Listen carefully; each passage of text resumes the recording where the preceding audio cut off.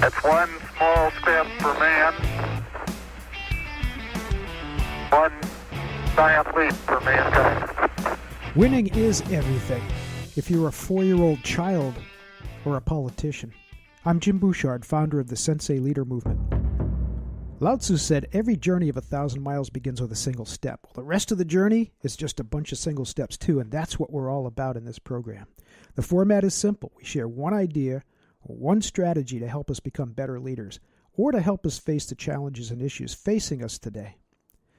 Then in every episode, I challenge you to identify at least one discipline to make this strategy real, and I'll explain that process in the end.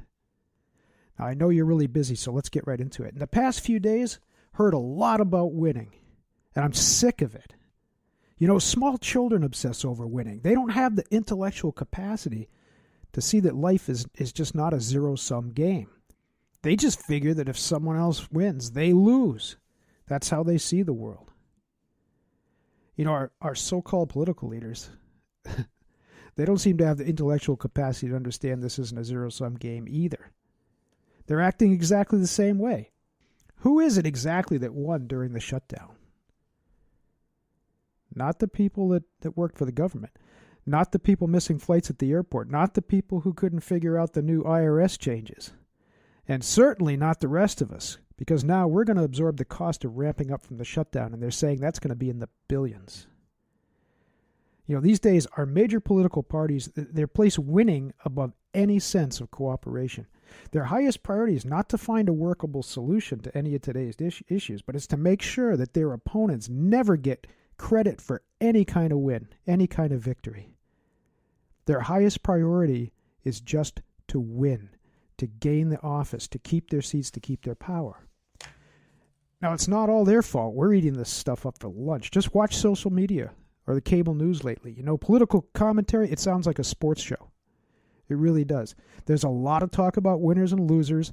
They've got scoreboards all over the place, and very little talk about the substance of the actual issues, about the actual concerns or the causes behind these things.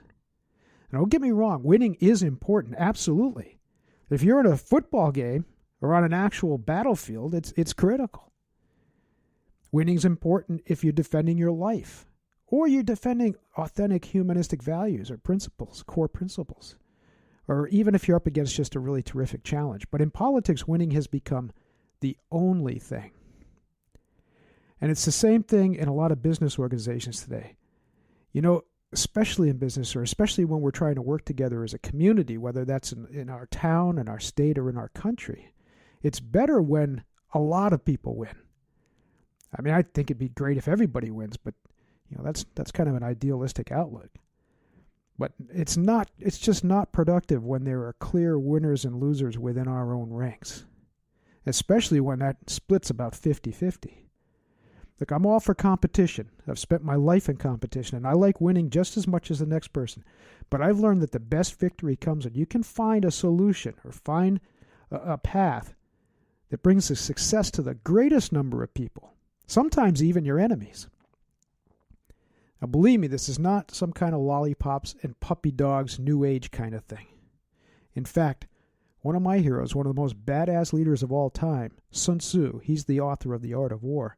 He gave us some great advice about 2,500 years ago, and today's leaders should pay attention to it. Let me give you, those of you who know me, I'm a quote junkie. Let me share a couple of my favorite Sun Tzu quotes with you. In the practical art of war, the best thing of all is to take the enemy's country whole and intact. To shatter and destroy it is not so good. Again, I'm going to go look back at the social media stuff that's been out there. How many headlines have you seen on social media? So-and-so destroys blah, blah, blah, right? So-and-so crushes their enemy like Dixie cups. That's a scorched earth policy. And what happens? What happens when you destroy, especially when somebody comes to you with compromise? What happens when you turn around and just annihilate them? You're not creating goodwill. What you're creating is resentment. And you're really just giving energy to that person's sense of revenge. Let me give you another Sun Tzu quote. The general who advances without coveting fame and retreats without fearing disgrace, whose only thought is to protect his country and do good service for his sovereign, is the jewel of the kingdom. Let me read that first part again. The general who advances without coveting fame and retreats without fearing disgrace. I mean, isn't that the foundation of authentic compromise? Of true, respectful, and reasonable debate? If your only goal is to make yourself famous or to protect your own political power, and again, same thing within a business organization, then you're in a lot of trouble. You can't help but having to fight this constant battle of total victory or total defeat. But when you can advance without coveting fame and retreat without fearing disgrace, when you can withdraw from a position, if you keep your mind and your heart open and you're willing to change and you're willing to adapt your thinking when you get new information, then you can find a resolution that's probably above and beyond either of the extreme positions. And I see that day in and day out. I see that every time we do a workshop. Sometimes the solution, the resolution, isn't your idea or my idea. But by expressing our separate ideas, which are sometimes in opposition, we find something that's even better than the two. And that's why I'm not a huge fan of compromise, because most of the time we don't have to compromise. We just have to be open to that third solution. Let me give you one more from Sun Tzu. To fight and conquer in all our battles is not supreme excellence. Supreme excellence consists in breaking the enemy's resistance without fighting. That's the famous fight of no fight. There's a famous story from Musashi that goes the same way, how he tricked somebody into a duel on an island, and basically what it did, he jumped back in the boat, left the other guy on the island, and he's able to win without actually fighting. Again, that's what we're looking for when we're talking about reasonable and respectful debate. You know, if we can reason things out, defend your positions passionately, for sure, absolutely. Bring everything you can to the table. But do it with reason and do it with respect. That way we have an actual debate instead of just a fist fight. And it's not just in politics, like I said. You know, companies like Enron and the people that created all the subprime mortgage mess, they put winning above everything else. They didn't care who lost as long as they won. The same thing when Wells Fargo made those sales quotas more important than doing the right thing, or when Volkswagen prioritized expanding their North American market with the fraud, the emissions fraud. They weren't thinking about environmental impact or health or even the trust of their brand. They just wanted to sell more cars. They placed winning above everything else. Now, I love to talk philosophy, and I can do it all day long, but unless we take these ideas and make them realities, they're not much use to anybody, right? And that's what we're talking about when we talk about discipline. Discipline to a martial artist is the development and cultivation of meaningful and purposeful habits. This means committing yourself to actionable steps, things you can and will carve into your calendar. So don't put these items on your to-do list. A to-do list is just a wish list. It's not real until it's on your daily planner in ink. So what can you do to carve into your calendar to make today's ideas a reality in your life and in your organization?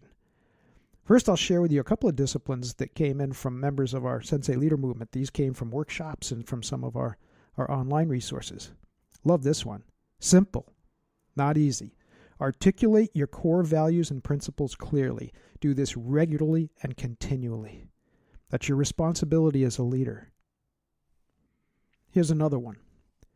Assuming that you're committed to doing the right thing, of course, model the behavior you expect from others. Lead by example. Now, one thing that I would suggest carving into your schedule is a time to review your own behavior. Do this regularly. Do it once a month. Do it once a quarter. At least once a year. And analyze, like I said, analyze your own behavior. Make sure you're modeling the behavior you expect from others. Now, these are just a couple of ideas. We want yours as well. Please share. Post your disciplines in the comments or send me a private message. Your ideas will help others become better leaders too. And that's what it's all about here at the Sensei Leader Movement. Would love to get you more involved. All you need to do, go to thesenseileader.com and subscribe. It's absolutely free. You're not on the spot, no obligation, and you'll get a free ebook edition of the Sensei Leader when you sign up.